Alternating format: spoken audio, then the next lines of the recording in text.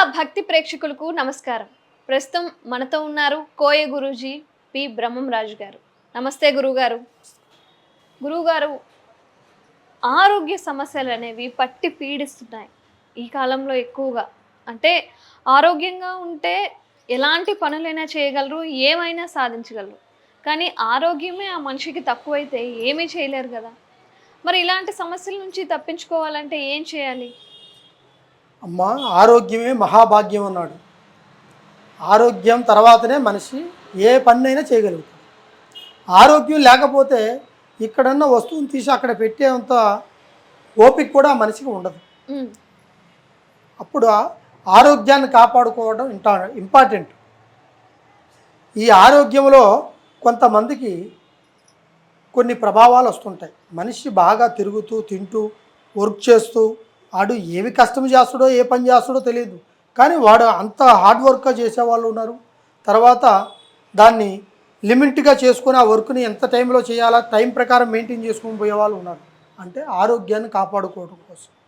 ఈ ఆరోగ్యంలో కొంతమందికి జ్వరంతో వస్తుంది, తలనొప్పితో వస్తుంది, కాళ్ళ నొప్పితో వస్తుంది, తర్వాత ఒళ్ళు నొప్పితో వస్తుంది, తర్వాత కొంతమందికి లోపల జరుగుతున్న కడుపు నొప్పి కావచ్చు, అవి కనపడిన బాధ, చెవి నొప్పి కావచ్చు, బయటికి కనిపించదు. బయట తగిలిన దెబ్బకి గాయం అనేది కనబడుతుంది, లోపల తగిలిన దెబ్బకి ఏది తగిలింది. అటువంటి ప్రాబ్లాలు జరుగుతున్నప్పుడు మనం ముఖ్యంగా కన్సల్ట్ అయ్యేది ఎవరు అంటే డాక్టర్ అన్న. ఆరోగ్య సమస్య వచ్చినప్పుడు డాక్టర్ దగ్గరికి వెళ్తాం. డాక్టర్ దగ్గరికి వెళ్ళినప్పుడు డాక్టర్ వాళ్ళ సైన్స్ ప్రయత్నాన్ని మొత్తం ఉపయోగించి చూస్తే వాడు కడుపు నొప్పా, చెవి నొప్పా, లేకుంటే నరాల్లో ఎందుకు ఈ విధంగా బలహీనత ఏర్పడుతుంది, ఈ తిన్న ఫుడ్ వల్ల వచ్చిందా, లేకుంటే తిరగడం వల్ల, లేకుంటే నిద్ర లేని దాని వల్ల, లేకుంటే ఎక్కువగా అలసటలో ఉండేదాని వల్ల, ఎక్కువగా వర్క్ చేసిన దానివల్ల అనేది అది సైన్స్ ద్వారాగా డాక్టర్లు గుర్తుపెట్టి చెప్తుంటారు. దానికి ఒక ట్రీట్మెంట్ అనేది ఉంటుంది. అయితే ఈ కొంతమందికి అనారోగ్యం అనుకోకుండా వస్తుంది. ఇలాంటి సమస్యలు ఉన్న వాళ్ళు, ఆరోగ్యం బాగాలేని వాళ్ళు హాస్పిటల్కి పోయినప్పుడు వాళ్ళు ఏం చేస్తారంటే టెస్టులు చేస్తారు. ఏ ప్రాబ్లం ఉంది అని అన్నీ తీస్తారు వాళ్ళు. ఎక్స్రే, బ్లడ్ టెస్ట్, స్కానింగ్, ఇలాంటి కొన్ని టెస్టులు చేసిన తర్వాత వాళ్ళు డాక్టర్లు కూడా ఇది ఏమిటి మాకు అర్థం కావట్లేదు నాయన, ఇప్పుడు ఇన్ని మెడిసిన్ వాడుతున్నాం, ఇన్ని ఇంజక్షన్లు వాడుతున్నాం, స్కానింగ్లు, తర్వాత ఈ రిపోర్ట్లు, ఇవన్నీ చూసినా బ్లడ్ టెస్టులు, ఎక్స్రేలు, స్కానింగ్లు ఇన్ని తీసినా కూడా మాకు ఏమాత్రం ప్రాబ్లం అనేది తెలియట్లేదు, కనపడతలేదు అంటే ఇది దైవ సంకల్పానికి సంబంధించింది కాదు, ఒక దుష్ట శక్తికి సంబంధించింది, చెడు ప్రయోగాలకు సంబంధించింది అని నిర్ధారణ చేసుకోవాలి. అప్పుడే వాడు అనారోగ్యంలో ఉన్న సమస్య ఏమిటి గుర్తించడానికి ఒక దేవుడి దగ్గరకో ఒక స్వామి దగ్గరికి పోతే వాళ్ళు ఖచ్చితంగా దాన్ని పర్టికులర్గా చెప్పేస్తుంటారు. ఇప్పుడు కొంతమందికి దేవుడు వచ్చిందని అనుకుంటారు. అదేవిధంగా వాళ్ళ దగ్గరికి పోతే మా సమస్య ఏమిటి, ఈ బాబుకి ఈ విధంగా జరుగుతుంది అన్నప్పుడు కొంతమంది వాక్ చెప్తుంటారు. అట్లా కొంతమంది ఉంటారు. కొంతమంది స్వాముల దగ్గరికి పోయి స్వామి ఈ ఆరోగ్యం బాగుంటలేదు, ఏం జరిగింది, ఏమేమి ఉంటుంది, హాస్పిటల్కి పోయినాం, ఆ ట్రీట్మెంట్ చేసినాం, అయినా సరే ప్రాబ్లం ఏంటి తెలియట్లేదు, మరి దీనికి ప్రాబ్లం ఏమిటి స్వామి, దాని పరిష్కారం ఏమిటని కూడా అడుగుతుంటారు.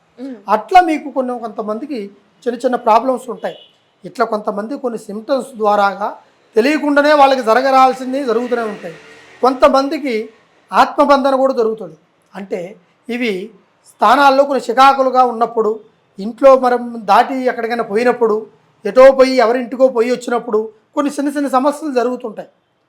కొన్ని ఫంక్షన్లకు పోయి వచ్చినప్పుడు ఇలాంటి కొన్ని ప్రాబ్లమ్స్ జరుగుతుంటాయి. అప్పుడు వాళ్ళు ఆ సిమ్టమ్స్ను గుర్తించాలి.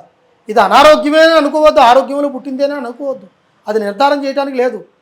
దానికి తగినట్టుగా దాని ప్రయత్నం. ఇప్పుడు ఆ ప్రాబ్లం తెలియనప్పుడు ఆరోగ్యంలో దాని బ్లడ్ టెస్ట్ చేస్తే దానికి తగ్గ ట్రీట్మెంట్ వాడతాడు. అదేవిధంగా ఈ సిమ్టమ్స్ వచ్చినప్పుడు దానికి తగినట్టుగా ఆ సామర్థ్యం చేసేవాడు, తెలిసినవాడు, ఆ ఒక్క విద్యలో పట్టు తెలిసిన వాడి దగ్గరికి పోతే ఆ ప్రాబ్లాన్ని తొందరగా నయం చేయగలుగుతాడు. అప్పుడు ఆ మనిషి రికవర్ అవుతాడు. ఏంటి మెడిసిన్తో సంబంధించి కానీ కూడా బయట కొన్ని ప్రభావాల ద్వారాగా, దైవశక్తి ద్వారాగా జరుగుతూ ఉంటాయి. ఇటువంటి వాళ్ళు మీకు ఎటువంటిది ప్రాబ్లం జరిగినా, ఎటువంటి అనారోగ్య సమస్య ఉన్నా దీనికి కొంతమందికి ఆ మందులు తింటూ కూడా దానికి నేను నాటు మందులు కూడా ఇస్తుంటాను అన్నమాట. ఆయుర్వేద మెడిసిన్స్. నాటు మందు అంటే చెట్టు ఏరులతో తర్వాత తీసింది. మోకాళ్ళ నొప్పులు, కీళ్ళ నొప్పులు, నడువుల నొప్పులు, తర్వాత ఒంట్లో భుజాల కాడి నుంచి కాలి వరకు స్వచ్ఛపడిపోయిన వాళ్ళకి, కొంతమంది ఫిజియోథెరపీ చేసుకుంటుంటారు వాళ్ళకి, తర్వాత నరాల కొంచెం స్ట్రెంత్ అనేది ఉండదు కొంతమందికి, దాంట్లో బలహీనత ఉన్న వాళ్ళకి కొంచెం మెడిసిన్ కూడా నేను నాటుమందు ఇస్తుంటాను. మీకు ఎటువంటి సమస్య ఉన్నా ఒకసారి మమ్మల్ని సంప్రదించండి. ఈ కింద కనబడే కాంటాక్ట్ నెంబర్ని కాంటాక్ట్ చేయండి. కంపల్సరిగా మీకు ఆ ఒక్క ప్రాబ్లానికి తగ్గ పరిష్కారాన్ని మీకు అందించి, మీకు ఆయురారోగ్యమే మహాభాగ్యం అన్నట్టుగా మీకు అన్ని విధాలుగా సంపూర్ణమైన భవిష్యత్తును అందిస్తా. సర్వే జన సుఖనో భవంతు. ఓం నమః శివాయ.